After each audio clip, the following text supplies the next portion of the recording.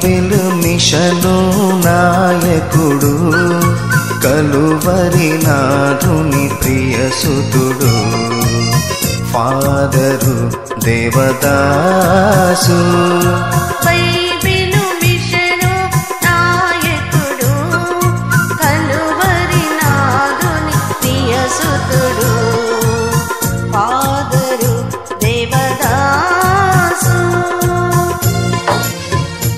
అందరికీ మరణాత. ప్రభునందు ప్రియమైన దేవుని పిల్లలారా, ప్రభు అయిన యేసుక్రీస్తు నామం పేరిట నేటి పరిశుద్ధ ఆదివారపు దీవెనలు, శుభములు మీకెల్లరికూ కలుగునుగాక. ఆమేన్. అందరికీ మరణాత. ప్రియమైన దేవుని పిల్లలారా, పరిశుద్ధ గ్రంథములో నుండి దేవుని వాక్యమును చదువుకొని చిన్న ప్రార్థన చేసుకొని వాక్యం మనం ధ్యానం చేసుకుందాము. ప్రవక్త అయిన యెషయా గారు వ్రాసిన గ్రంథము 6వ అధ్యాయము 3వ వచనం మనం చదువుకుందాం. వారు సైన్యములకు అధిపతియగు యెహోవా పరిశుద్ధుడు, పరిశుద్ధుడు, పరిశుద్ధుడు, సర్వలోకము ఆయన మహిమతో నిండి ఉన్నది అని గొప్ప స్వరముతో గాన ప్రతిగానములు చేయుచుండిరి. దేవుడు తన వాక్యం బట్టి మనం దీవించును గాక. ప్రార్థన చేసుకుందాం. మహాపరిశుద్ధుడవు, రక్షకుడవైన దేవా, నీకు వందనములు, స్తోత్రములు తండ్రి. నేటి దినమున నీ కృపలో మమ్మలను జ్ఞాపకం చేసుకొని సజీవ లెక్కలో మీరు ఉంచిన వారై ఉన్నారు. మీ దివ్యవాక్యము ధ్యానించే భాగ్యం మాకు దయచేసిన వారై ఉన్నారు. మీ పరిశుద్ధాత్మ చేత మమ్మలను నింపండి మా ప్రభువా. నీ వాక్యము ద్వారా మమ్మలను సర్వసత్యంలోనికి నడిపించండి దేవా. ఇదిగో మీములను మేము అర్థం చేసుకొనడానికి, మీరు రాకడ మేము సిద్ధపడడానికి సహాయం మాకు దయచేసి మమ్మల్ని దీవించుమని, ఈ సమయమందు మీరే మాతో మాట్లాడమని వాక్యమైన యేసు నామములో ప్రార్థన చేయుచున్నాం పరమ తండ్రి. ఆమేన్. అందరికీ మరణాత. కూడి వచ్చిన దేవుని పిల్లలారా, రెండవ రాకడలో త్వరగా వరుడుగా వచ్చుతున్నటువంటి ప్రభు ఆయన యొక్క దివ్య లక్షణముల చేత మనలను వధువుగా అలంకరించి మహిమ మేఘమెక్కించుకొనును గాక. ఆమేన్. అందరికీ మరణాత. ప్రేమైన దేవుని పిల్లలారా, ఈ పరిశుద్ధ ఆదివారము త్రిత్వ ఆదివారము అయి ఉన్నది. పరిశుద్ధ త్రిత్వ ఆదివారము అని దీనికి పేరు.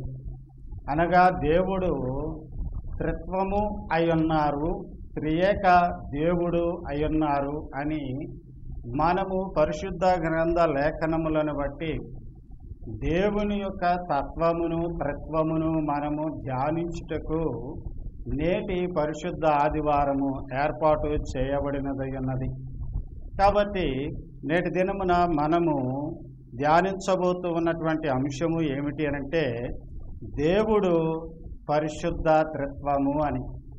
దేవుడు పరిశుద్ధ త్రిత్వము. దేవుడు ఒక్కడే పరిశుద్ధమైనటువంటి వాడు, త్రిత్వముగా ఉన్నాడు. త్రిత్వములో ఉన్నటువంటి ముగ్గురు పరిశుద్ధులు, పరిశుద్ధులుగా ఉన్న ముగ్గురు ఒక్కడే దేవుడు అనేటువంటి సంగతి నేటి దినమున మరొకసారి మనము వాక్యములో నుండి ధ్యానం చేయబోతూ ఉన్నాం. కాబట్టి మరి దేవదూత గారులు దేవుని స్తుతించినటువంటి స్తుతి విధానమును గురించి యెషయా ప్రవక్త గారు తాను చూచినది, వినినది వ్రాసినటువంటి వారుగా ఉన్నారు గనక ఈ వాక్య ఆధారమును బట్టి మనము దేవుడు త్రిత్వమై ఉన్నారు అనేటువంటి విషయమును మనం ధ్యానిస్తూ ఉన్నాం.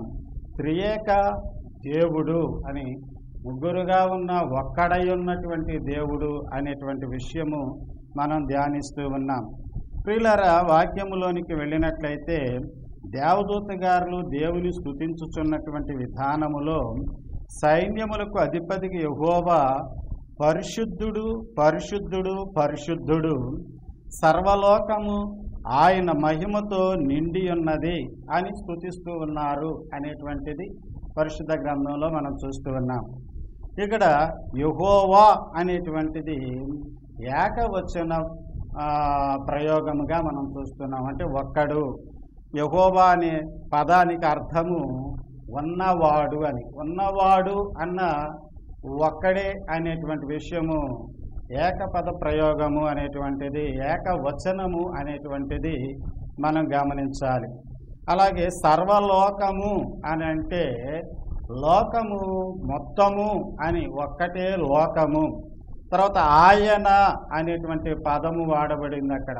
ఆయన అంటే ఒక్కని గురించే చెప్పబడుతూ ఉన్నది. కాబట్టి లోకము ఒక్కటే, దేవుడు ఒక్కడే.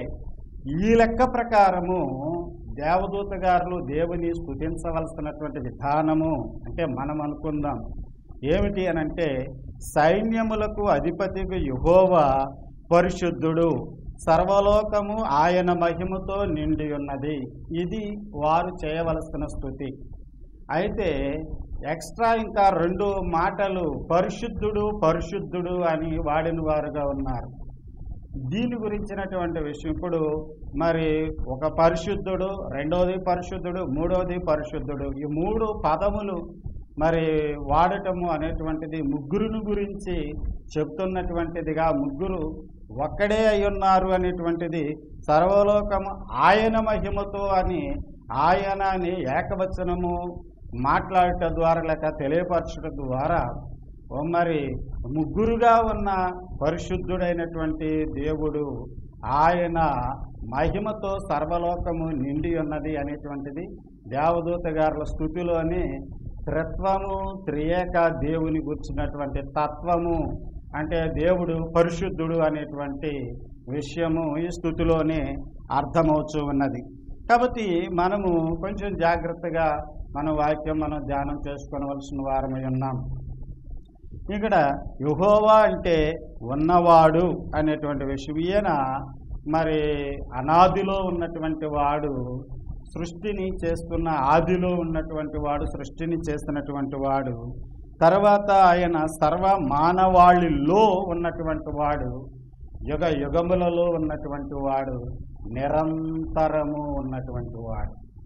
కాబట్టి దేవుడు ఉన్నవాడు అనేటువంటి విషయము సర్వ విషయములకు సమృద్ధిగా సరిపోతున్నటువంటి భావము ఒక్కడే అనేటువంటి భావము స్పష్టము అవుతూ ఉన్నది.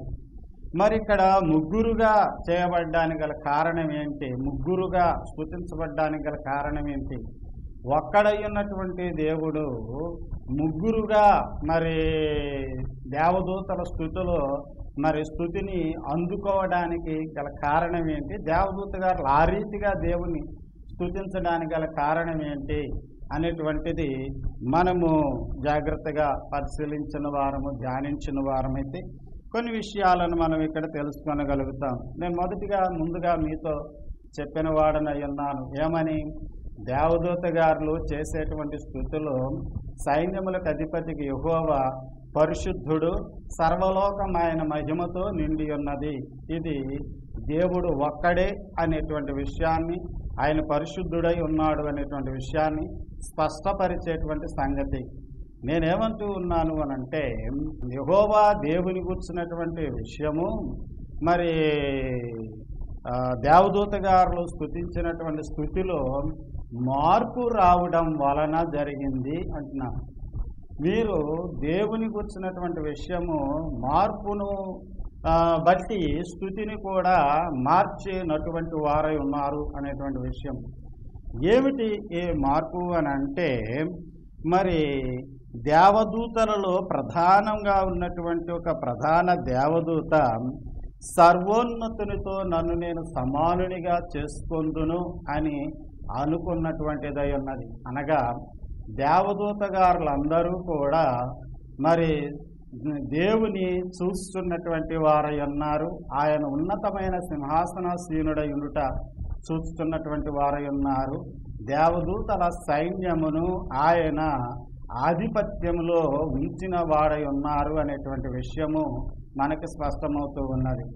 దేవుని యొక్క అత్యున్నత సింహాసనమును చూసి ఒక ప్రధాన దేవదూత ఈ సర్వోన్నతునితో నన్ను నేను సమానునిగా చేసుకుంటాను అంటే సమానమైనటువంటి స్థాయిని, అంతస్తును తాను కలిగి ఉండుటకు ప్రయత్నించినటువంటిదిగా ఉన్నది. కాబట్టి దేవుడు ఆ దేవదూతను శిక్షించువాడుగా ఉన్నారు. ఎందుకు అని అంటే, దేవుని విషయంతో అంటే దేవునితో ఎప్పుడూ ఎవ్వడు సమానుడు కాడు. కానీ మరి ఈ దేవదూత సమానునిగా చేసుకోవాలని అనుకున్నటాన్ని బట్టి దేవుడు దానికి శిక్ష విధించేటువంటి పని చేస్తున్నటువంటి వాడు ఉన్నాడు. ఈ శిక్ష విధించేటువంటి పని విషయంలోనికి వచ్చినప్పుడు మరలా దేవుడు ఈ ఒక్క లోకమును లోకములుగా మార్చినటువంటి వాడుగా ఉన్నాడు. దేవుడు దీనికి శిక్ష విధించాలి అని అంటే మరి ఒకే లోకముగా ఉన్నది, దానిని శిక్ష విధించి దానికి బౌండరీస్ మరి ఏర్పాటు చేయాలి అని అంటే లోకమును భాగములు చేయవలసి వచ్చినప్పుడు ఒక్కొక్క భాగము ఒక్కొక్క లోకముగా మారినటువంటిదై ఉన్నది.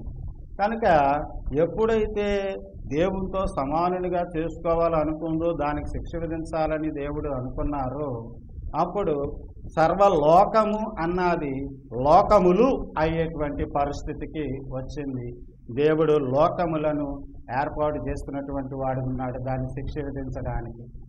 ఇప్పుడు మరలా సృష్టిని చేయడానికి దేవుడు ఏర్పాటు చేసుకున్నప్పుడు అనాదిలో ఆయన మరి ఈ లోకములుగా మార్చిన తర్వాత ఆ సృష్టిని చేసే ఆదిలోనికి వచ్చినప్పుడు ఆయన సృష్టిని చేసేటువంటి సమయములో ఆయన మరి భూమిని ఆకాశమును వేరుపరచడము, మరి వెలుగును కలగచేయడం, పక్షులను జీవరాశులను వృక్షములను వీటన్నిటినీ కలగచేయడము ఇలాగూ జరిగినది 6వ దినమున మానవుని చేసేటువంటి సమయం వచ్చింది.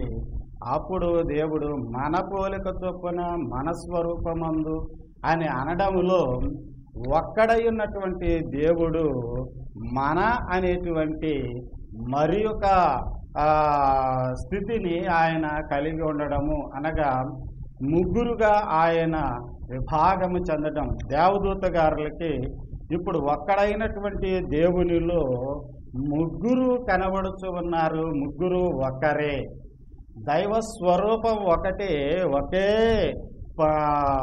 పరిమితిలో ఉన్నది, ఆ మహిమ స్వరూపములో ఉన్నది. కానీ 3 రూపములు వారికి కనబడుట అనేటువంటిది జరిగి ఉండవచ్చు. కాబట్టి వారి యొక్క స్తుతి విధానము మారింది. ఎప్పుడైతే మానవుని చేస్తున్నప్పుడు మన పోలిక చొప్పున మన స్వరూపమందు నరుని చేయుదుమని ఒక్కడయ్యున్నటువంటి దేవుడు ముగ్గురుగా మారినటువంటి వారుగా ఉన్నారు. అప్పుడు ఈ ముగ్గురు కూడా పరిశుద్ధులే, ఒకే మహిమతో, ఒకే తేజస్సుతో, ఒకే స్థితితో ఉన్నటువంటి ముగ్గురుగా దేవుడు వారికి కనబడుటను బట్టి ఈ 3 తేజస్సులను తట్టుకొనలేక చూడలేక దేవదూత గారులు ఒక జత రెక్కలతో కన్నులను మూసుకొని, ఒక జత రెక్కలతో పాదములను మూసుకొని, ఒక జత రెక్కలతో ఎగురుచు దేవుని స్తుతించడంలో పరిశుద్ధుడు పరిశుద్ధుడు పరిశుద్ధుడు అని స్తుతించినటువంటి వారుగా ఉన్నారు. ఇప్పుడు తండ్రిగా చెప్పబడుతున్నటువంటి అంటే పరిశుద్ధ గ్రంథ లేఖనాలను బట్టి తండ్రిగా చెప్పబడుతున్నటువంటి యెహోవా పరిశుద్ధుడు, కుమారుడుగా మానవ స్వరూపధారిగా వచ్చి రక్షణ కార్యము నెరవేర్చినటువంటి దేవుడు మరి యేసుక్రీస్తు పరిశుద్ధుడు. కాబట్టి అలాగే మానవాళిని సరిచేసి పరిశుద్ధపరచి మరలా తిరిగి పరలోకములోనికి దైవ సహవాసంలోనికి తీసుకుని వెళ్ళడానికి బయలుపరచబడినటువంటి దైవ స్వరూపము, ఆత్మరూపము పరిశుద్ధాత్మ ఉన్నది. కాబట్టి మరి తండ్రి పరిశుద్ధుడు, కుమారుడు పరిశుద్ధుడు, పరిశుద్ధాత్మ పరిశుద్ధుడు. కాబట్టి ముగ్గురిని కూర్చున్నటువంటి స్తుతి నాటి దినము నుండి దేవదూత గారులు చేస్తున్న వారు ఉన్నారు. మొదట ఏకదేవుడు, ఒకడే దేవుడు, సర్వలోకము ఆయన మహిమతో నిండి ఉన్నది అని చెప్పేటువంటి మాటలు ఒక్కసారే పరిశుద్ధుడు అనగలిగినటువంటి దేవదూత గారులు యెషయా ప్రవక్త గారు వివరముగా వ్రాసేటువంటి నాటికి పరిశుద్ధుడు పరిశుద్ధుడు పరిశుద్ధుడు అని 3 సార్లుగా స్తుతిస్తున్నటువంటి దర్శనమును చూస్తున్నటువంటి వారుగా ఉన్నారు గనక కాబట్టి దేవుడు ముగ్గురుగా ఉన్నారు, ఒక్కడై ఉన్నారు అనేటువంటి విషయము దేవదూత గారుల స్థుతిలోని మనకి నిరూపించబడుతూ ఉన్నది కనుక ఇది జరగడానికి గల కారణము లోకము, ఆ సర్వలోకం అన్నది లోకములుగా విడిపోవడానికి, ఇక్కడ దేవుడు ముగ్గురుగా పరిశుద్ధుడు పరిశుద్ధుడని స్తుతింపబడడానికి ప్రధాన దేవదూత అతిశయించడము కారణము మానవాళిని చేసి వారు పాపములో పడిన తర్వాత వారిని రక్షించడానికి దేవుడు శరీరధారిగా భూలోకములోనికి రావడము అనేటువంటిది, మరి ఆయన పరిశుద్ధాత్మ మరలా వీరిని సరిచేసి పరలోకములోనికి చేర్చుకొనడం అనేటువంటిది ఇది దైవ కార్యము, దైవ ప్రణాళిక ఉన్నది కనుక ఒకే దేవుడు మానవాళి రక్షణార్థ కార్యమై ముగ్గురుగా బయలుపరుచుకున్నటువంటి విధానము, ఈ విధానము పరిశుద్ధ గ్రంథము స్పష్టంగా తెలియజేస్తూ ఉన్నది. పరిశుద్ధ గ్రంథములో ఉన్నటువంటి మరి దైవ వాక్కు, దైవ సందేశము, మానవాళి లోకం యొక్క దైవ చరిత్ర యొక్క సంగతి యావత్తు కూడా దేవుడు ఒక్కడే, కానీ మానవాళి రక్షణార్థమైనటువంటి కార్యమందు వారు ముగ్గురుగా తన ప్రత్యక్షతను కనబరుస్తున్నారు. కానీ ముగ్గురు ఒకటే అని క్రీస్తు వారు తాను సందేశములు ఆయన మాట్లాడినప్పుడు మాటల విధానములు ఆయన తెలియపరిచినటువంటి మాట, నన్ను చూసిన వాడు తండ్రిని చూసి ఉన్నాడు, నేను తండ్రి ఏకమై ఉన్నాము అని మాట్లాడిన వారు ఉన్నారు. మరలా పరిశుద్ధాత్మ మరి ప్రభువే ఆత్మ ఉన్నారు అనేటువంటి విషయం పౌలు గారు తెలియపరిచిన వారు ఉన్నారు. కాబట్టి తండ్రి యొక్క ఆత్మ ద్వారా మానవ రూపము ధరించుట అనేటువంటిది క్రీస్తు జనన సందేశంలో మనం చూడగలుగుతాము. అలాగే ఆయన ఇద్దరు ఒకటే అయి ఉన్నారు అనేటువంటి విషయము చెప్పినటువంటి మరి ప్రభువు మరి పరలోకంలోనికి వెళ్ళి తండ్రి ఆత్మను పంపిస్తున్నాను అని అన్నారు. ఆ తండ్రి ఆత్మే మరి పరిశుద్ధాత్మే యేసుక్రీస్తు ప్రభువారు. కాబట్టి ఎలా చూసినా కానీ ఒక్కడే దేవుడు. మానవాళి రక్షణార్థమైనటువంటి కార్యములు దేవుని యొక్క జోక్యము ఈ విధంగా తెలియజేస్తూ ఉన్నది అనేటువంటిది పరిశుద్ధ గ్రంథం వివరిస్తూ ఉన్నది. కాబట్టి దీన్ని మనము జాగ్రత్తగా విశ్వసించవలసినటువంటి వారమై ఉన్నాం. ప్రియ దేవుని పిల్లలారా, చూసినట్లయితే మరి యెహోవా అనేటువంటిది పేరు కాదు, ఉన్నవాడు అనే అర్థము ఉన్నది కనుక యెహోవా అనేటువంటిది పేరు కాదు. యేసు అనేటువంటిది కూడా పేరు కాదు, దాని అర్థం ఏంటంటే రక్షకుడు అని అర్థము. క్రీస్తు అనేటువంటిది కూడా పేరు కాదు, దాని అర్థం ఏంటంటే అభిషిక్తుడు అని అర్థము. అలాగే పరిశుద్ధాత్మ అంటే మరి అది పేరు కాదు, అది దేవుని ఆత్మ అనేటువంటి అర్థము. కాబట్టి దేవుని గురించి మాట్లాడేటువంటి విధానములో ఇక్కడ పేర్లుగా మనం అనుకుంటున్నటువంటి పేర్లన్నీ కూడా పేర్లు కాదు, అది మరి దేవుని యొక్క తత్వాన్ని వివరిస్తున్నటువంటి విషయము, దేవుని తత్వాన్ని, దైవతత్వాన్ని వివరిస్తున్నటువంటి విషయము. కాబట్టి మరి క్రైస్తవ సంఘము తెలియపరిచేది ఏంటి అనంటే దేవుడు ఒక్కడే అని తెలియపరుస్తూ ఉన్నది. నానా రకములైనటువంటి మతముల్లో ఉన్నటువంటి వారు క్రైస్తవ మతమును ముగ్గురు దేవుళ్లను ఆరాధిస్తున్నారు అని విమర్శ చేస్తూ ఉన్నారు. కానీ ఇది సరిగా అర్థము చేసుకుంటే, ఉన్నట్లుగా అర్థం చేసుకుంటే ఈ దేవునికి పేరు లేదు, దేవుడు పేరు లేనివాడు. పేరుంటే ఒక పరిమితి ఉంటుంది, ఒక పరిధి ఉంటుంది.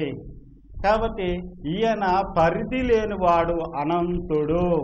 కాబట్టి ఈయనకి పేరు లేదు. ఈయనను సృష్టికర్త అని, రక్షణకర్త అని, ఆదరణకర్త అని రకరకములుగా మనము దైవ ప్రణాళిక కార్యములో, మానవాళి రక్షణార్థమైన కార్యములో మనము సంఘటనలను, సందర్భములను మనం అర్థం చేసుకొనడానికి వాడుతున్నటువంటి పదాలే, మాటలే, కానీ అవి పేర్లు కాదు. కాబట్టి దేవుడికి పేరు లేదు.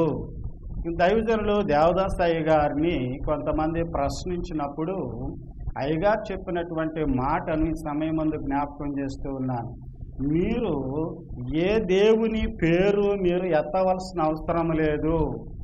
మీరు దేవుడా నన్ను నీవు మరి నా ప్రార్థన అంగీకరించండి, నా పాపం క్షమించండి, నాకు మీరు దర్శనం ఇవ్వండి, కనబడి మాట్లాడండి అని దేవునికి మీరు ప్రార్థన చేసేటప్పుడు దేవుడు అనేటువంటి మాటే వాడండి. దేవుడే మీకు బయలుపరుచుకుంటారు, దేవుడే తన్ను తాను మీకు ప్రత్యక్షపరుచుకుంటారు. ఎవరిని మీరు పేరు పెట్టి పిలవలేదు కాబట్టి ఎవరు మీకు ప్రత్యక్షమవుతారో వారే దేవుడు. మీకు ప్రత్యక్షమైనటువంటి దేవుడే దేవుడు.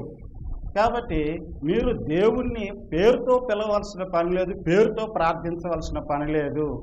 అప్పుడు మీరు చూసినప్పుడు, మీరు తెలుసుకున్నప్పుడు దాన్ని బట్టి మీరు దేవుడెవరు గుర్తెరగలుగుతారు అని దైవజనులు దేవదాసయ్య గారు వివరించినటువంటి వారు ఉండగా, కొంతమంది ప్రార్థనలు చేస్తున్న వారుగా దేవా నాకు కనబడుము, నాతో మాట్లాడుమని ప్రార్థనలు చేస్తున్న వారు ఉండగా, దేవుడు వారికి ప్రత్యక్షమై మాట్లాడినప్పుడు నేను నిన్ను పిలవలేదు కదా, నువ్వు కాదు కదా దేవుడు అని చెప్పేసి అని మాట్లాడినప్పుడు దేవుడు వారికి తనను తాను తెలియపరుచుకున్నారు. నేను మీ కొరకు రక్తము చిందించినటువంటి, ప్రాణం పెట్టి మీ పాపములను పరిహారము చేసినటువంటి దేవుడను నేనే యేసు క్రీస్తును రక్షకుడును, నేనే దేవుడను అని చెప్పి ఆయన బయలుపరుచుకున్నటువంటి విధానము, సాక్ష్యములను మనం పరిశీలిస్తే తెలుసుకోగలుగుతాం. అందులో శ్రేష్టమైనటువంటి ఒక సాక్ష్యము అది సాధు సుందర్ సింగయ్య గారి జీవితంలో జరిగినటువంటి సాక్ష్యము. ఏ దేవుని పేరు అతను ఎత్తలేదు. ఆయన మరి దేవుడు నాకు కనబడాలి, మాట్లాడాలి అనుకున్నటువంటి వాడు ఉన్నారు. ఆయన తెలియపరుచుకున్న, ప్రార్థన చేసుకునగా దేవుడు యేసుక్రీస్తు ఆయనకు ప్రత్యక్షమైనటువంటి వారు ఉన్నారు. ఆయన గురించి తర్వాత ఆయన సువార్త ప్రకటిస్తూ సాక్షిగా ఉన్నటువంటి వాడు ఉన్నారు. కాబట్టి ప్రియమైన దేవుని పిల్లలారా, మనం గమనించాల్సినటువంటి విషయము, పరిశుద్ధుడు అని 3 సార్లు దేవదూత గారు అనటలో ఉద్దేశం ఏంటంటే దేవుని యొక్క తత్వము పరిశుద్ధత అనేటువంటి విషయము. అంటే దైవ ప్రణాళికలో ఉన్నటువంటి శ్రేష్టమైనటువంటి విషయం ఏమిటి అనంటే, మానవుడు దైవ తత్వము కలిగిన వాడై ఉండాలి. దేవుడు ఏ తత్వము కలిగి ఉన్నాడో, ఏ పరిశుద్ధతను కలిగి ఉన్నాడో ఆ పరిశుద్ధతను కలిగి ఉండటం కోసము ఈ రక్షణ ప్రణాళిక అనేటువంటిది జరిగింది. కాబట్టి మనము మానవ రక్షణార్థమైనటువంటి ప్రణాళిక యావత్తు నెరవేర్పుగా లోకములో జరిగినటువంటి సంఘటనల ఆధారముగా, సాక్ష్యాల ఆధారముగా, పరిశుద్ధ గ్రంథములో ఉన్నటువంటి చరిత్ర ఆధారముగా పరిశీలన చేస్తే ఒక విషయము స్పష్టమవుతూ ఉన్నది. అదేమిటి అనంటే, మానవుడు దైవ తత్వములోనికి రావాల్సిన వాడై ఉన్నాడు. దేవుని తత్వము పరిశుద్ధత. ఇతడు పాపములో పడుటను బట్టి పాపి అయినాడు, మరలా తిరిగి దైవ తత్వములోనికి రావాలి, పరిశుద్ధతలోనికి రావాలి. ఈ పరిశుద్ధతలోనికి రావడం కోసము దేవుడు త్రిత్వముగా ఆయన లోకమునకు కనబరుచుకున్నారు రక్షణ ప్రణాళిక చరిత్రలో. కాబట్టి నీవు నేను మనము పరిశుద్ధులం అవ్వడానికే ఈ చరిత్ర ఇలాగ జరిగింది. కాబట్టి దేవుడు అని అంటే పరిశుద్ధ త్రిత్వము. ఈ పరిశుద్ధ త్రిత్వము మన రక్షణార్థమైనటువంటి ప్రణాళికా రూపము. ఈ ప్రణాళికా రూపములో నెరవేర్పు మనము పరిశుద్ధత పొందుట కొరకు, పరిశుద్ధత పొందినటువంటి మనము మరలా తిరిగి త్రిత్వములోనికి చేరేవారం కాగలుగుతాము. అంటే దైవ సాన్నిధ్యములోనికి చేరేవారం కాగలుగుతాము. దైవ సాన్నిధ్యములోనికి, పరలోకములోనికి చేరినప్పుడు ఈ దేవుని యొక్క పరిశుద్ధత మనము ఈ లోకమందు క్రీస్తుని అంగీకరించుట ద్వారా, పరిశుద్ధాత్మను పొందుకొనుట ద్వారా, ఈ దైవ త్రిత్వము యొక్క స్థితిని మనము పొందుకొనుట ద్వారా మనము దైవ లక్షణములు, దైవ తత్వము కలిగి ఉంటాం గనక ఒక మాట ఆనాడు అనడానికి సాధ్యపడుతుంది. అదేమిటి అనంటే అహం బ్రహ్మస్మి అని, నేనే దేవుడను. నేను దేవుడను అనాలి అని అంటే, నేను దేవుణ్ణి అని నువ్వు అనాలి అనంటే, ఎవరైనా అనాలి అని అంటే ఆ దేవుని పరిశుద్ధ తత్వము కలిగిన స్థితిలోనికి రావాలి. అది కలిగిన స్థితిలోనికి రావాలి అంటే ఇప్పుడు తప్పనిసరిగా దేవుని రక్షణ ప్రణాళికలో మనము నమ్మకము కనబరిచేవారం ఉండాలి. జరిగినటువంటి సంఘటనలు, దేవుడు లోకములో రక్షణార్థమై జరిగించిన సంఘటనలు మనం విశ్వసించేవారమై ఉండాలి. ఆయన శిలువ మీద రక్తమును చిందించి మన కొరకు సంపాదించిన రక్షణ మనం అంగీకరించాలి. యేసు నామములో ప్రార్థన చేసుకోవాలి. పరిశుద్ధాత్మను పొందుకునేవారుగా ఉండాలి. అప్పుడు దేవుని అంగీకరించుట ద్వారాను మనము దైవ రాజ్యములోనికి చేరేటువంటి వారము కాగలుగుతాం. ఒక మాటని చెప్పి నేను ముగిస్తాను. అదేమిటి అని అంటే, యోహాను గారు వ్రాసిన 2వ పత్రిక 7వ వచనం నుండి 9వ వచనం వరకు ఉన్నటువంటి వాక్య భాగంలో చూస్తే, యేసుక్రీస్తు శరీరధారి వచ్చినని ఒప్పుకొనని వంచకుడు లోకములో బయలుదేరి ఉన్నాడు అనేటువంటి విషయం.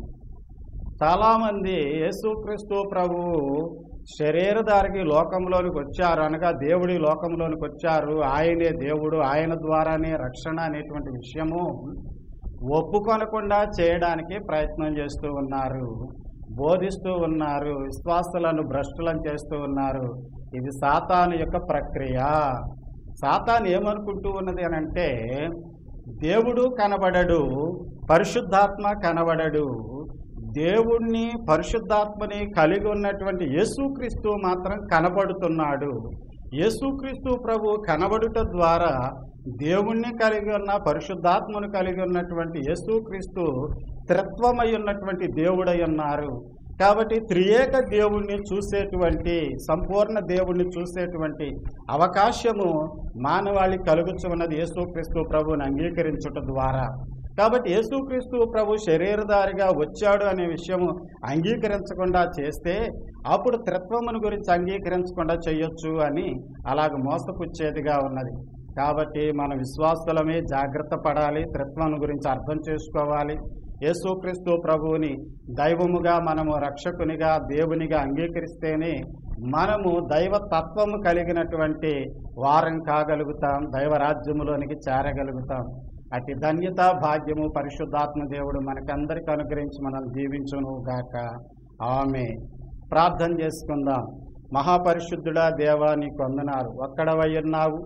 మానవాళి రక్షణార్థమైనటువంటి కార్యములు త్రిత్వముగా నీవు బయలుపరుచుకున్నావు తండ్రి. నిన్ను అర్థం చేసుకొని నీ తత్వమును పరిశుద్ధతను మేము పొందుకున్న వారమై నీ రాజ్యములోనికి చేరేవారంగా ఉండడానికి దేవా, సంపూర్ణమైనటువంటి దేవుడవైన యేసుక్రీస్తుగా లోకమునకు కనబరుచుకొంచున్నటువంటి నిన్ను తండ్రి విశ్వసించి నీ రాజ్యము కొరకు సిద్ధపడే భాగ్యం మా ప్రతి ఒక్కరికి దయచేసి దీవించుమని త్రియేక దేవుడైన యేసునామములో ప్రార్థన చేయుచున్నాం పరమ తండ్రి.